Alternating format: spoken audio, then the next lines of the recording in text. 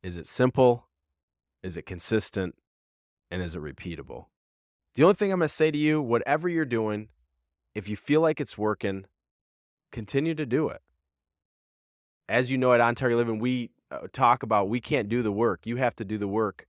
But we're going to be here to be your guide. And I'm going to guide you this week. And I want you to tune back into yourself and say, is what I'm doing simple? Can I be consistent? And will I repeat it? And part of that comes down to, do you enjoy it?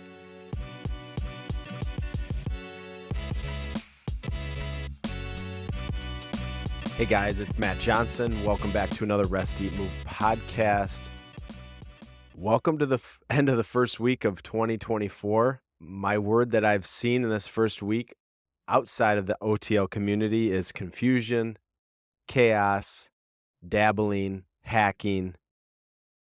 And I wanted to come today and talk about a couple things I see and also reemphasize the importance of repeating what we're doing in order to see this progress, to see these results. For everybody listening that are participating in the 21-Day Eat Challenge, congratulations on the first week. Again, this 21-Day Eat Challenge can start anytime. So if you're not doing it and want to do it, go to our website, ontargetliving.com, and you'll see the 21-Day Eat Challenge, and you can sign up for free. Share it with your friends, your family. Maybe you just want to do it for 7 days. It's very flexible, very simple to follow. And I know a lot of people are already feeling better in the new year. But I was watching a documentary on Netflix yesterday as my kids were running around the house. School still isn't back in session, and I'm juggling several different things. And the documentary was about these twins and the scientist out of Stanford, and he was studying epigenetics. And we've talked about epigenetics before. This podcast isn't going to go deep into epigenetics, but epigenetics are the result of your lifestyle on your genetics. So genetics, we can't really change or necessarily adapt that much, but we can adapt our epigenetics via our lifestyle.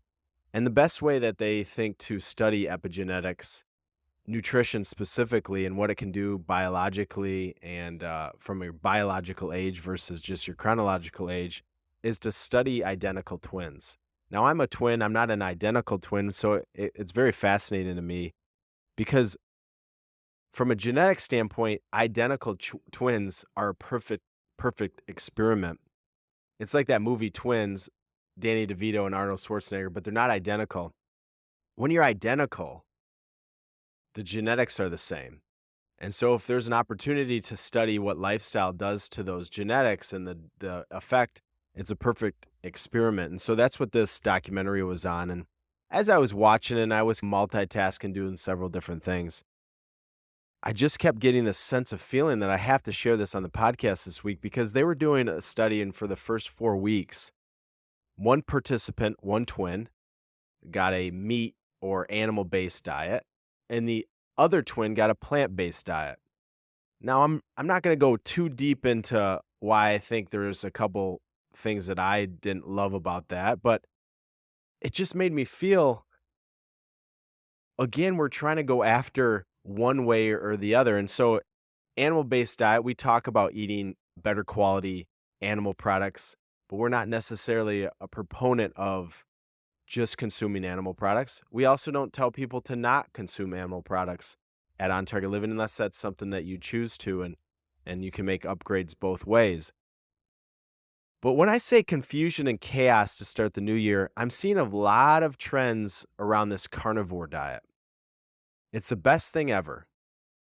I was watching this documentary, and one of the things they focused on is we cannot, as humans, consume as much animal products, specifically beef, as we're consuming without it having tremendous effect on the environment, on our health, on the quality of the animals. And yet this diet is catching wildfire on social media. All you do is you eat meat. And it just makes me scratch my head. How does this happen? Are we that desperate?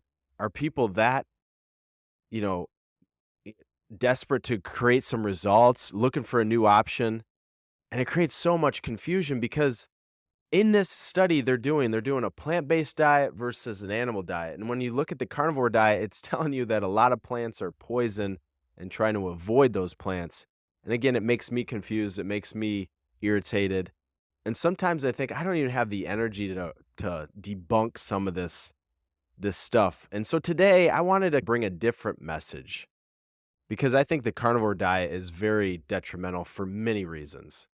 Mental health, physical health, sustainability. I think it paints the wrong picture of instant gratification. Sure, if you just ate meat for 90 days, you would lose weight. And you probably feel pretty good. You've eliminated a lot of toxicity in the sense of processed foods and it's easy to follow in the sense of you know exactly what you're going to eat. But is it sustainable? Is it going to protect your brain long term? What's gonna be the effects downstream when you live into your 90s and your hundreds? And so, many reasons I think it's a very detrimental message that we're painting.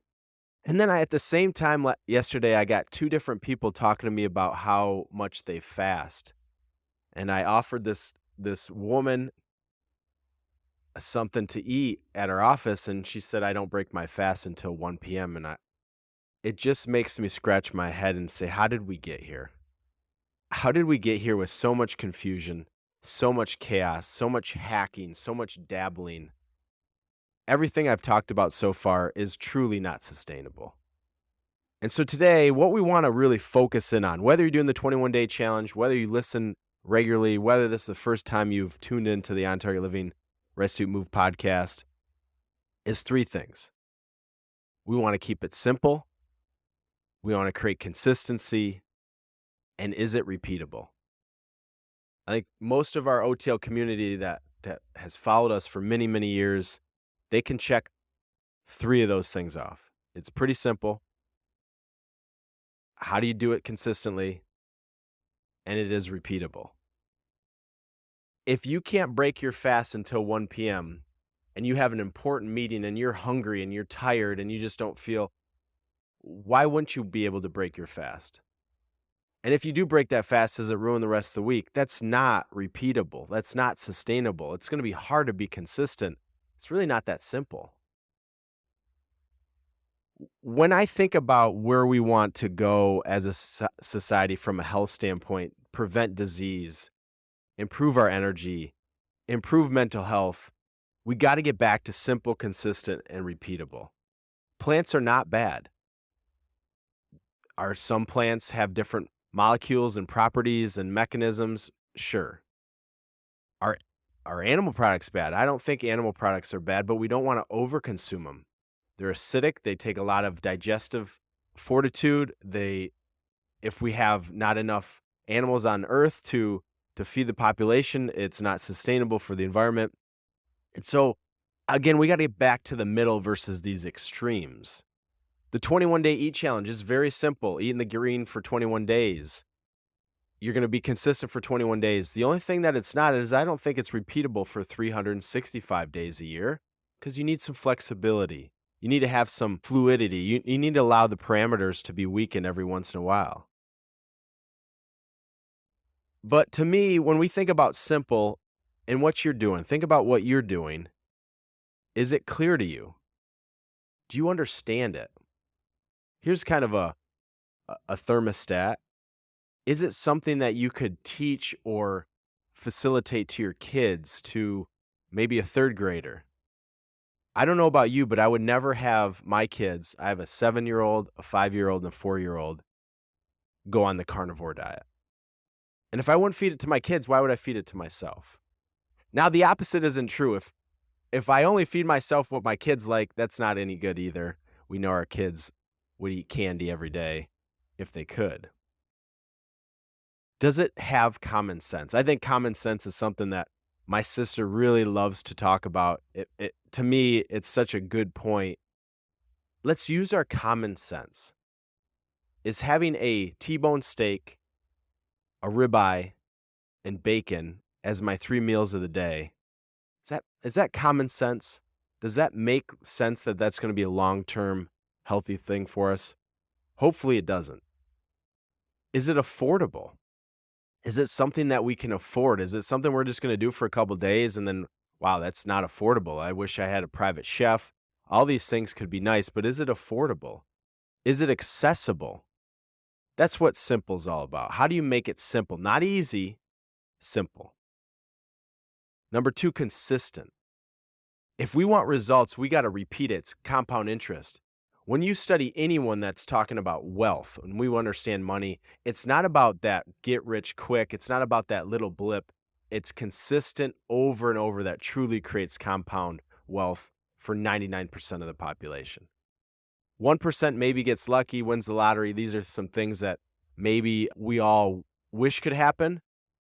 But consistency is truly what's going to give us our peak optimal health. Are we doing it over and over and over again? These are habits that become rituals, and then we require very little energy to sustain it. And then are we repeating it? Are we starting a new diet every 60 to 90 days? Are we happy with our weight at some point and not happy with our weight at another point? Do we go to the doctor and get good blood check and then not good blood check and back and forth and wait for fear and concern before we take some action? We want to have repetitive habits. We want to have repetitive behaviors. And again, the confusion, the chaos that I'm seeing, the hacking, the dabbling, the overconsumption of information is creating, I think, some out of balance with these three elements. Is it simple? Is it consistent? And is it repeatable? The only thing I'm going to say to you, whatever you're doing, if you feel like it's working, continue to do it. As you know, at On Target Living, we talk about we can't do the work. You have to do the work. But we're going to be here to be your guide. And I'm going to guide you this week. And I want you to tune back into yourself and say, is what I'm doing simple? Can I be consistent? And will I repeat it? And part of that comes down to, do you enjoy it? And I think that's what I want you to leave here today. You got to find those subtleties of enjoyment. Do I always enjoy for the 21 days eating the center of the target? No. Some days I'm tired. I don't really want to prepare anything or even think about preparing anything. But one of my enjoyments is how I feel. One of my enjoyments is the investment I'm making in myself, that discipline, that willpower that really sometimes we need a little bit of focus to do. And so on one end, no, I don't always enjoy eating in the center of the target for 21 days. But when I find those enjoyments, it re-motivates me, re-engages me, allows me to get through this short period, if we think about it, of 21 days. And so as we leave here, simple, consistent, repeatable, and really what I care about the most is this is what leads to results. Maybe not the fastest results. Maybe not the sexiest, the things that are going to grab the headlines. It's not going to be the top of your social media page. But these are the results that we can sustain, we can have for a lifetime. And we can look back on and say, hey, I did the slow and steady, and now I can do this with very little energy and effort. Have a great week. If you're not doing the 21-day Eat Challenge, it's free. Sign up on our website, share it. And again, we'll be tuning into a lot of information, a lot of different content as we begin the new year. And we'll see you again next time.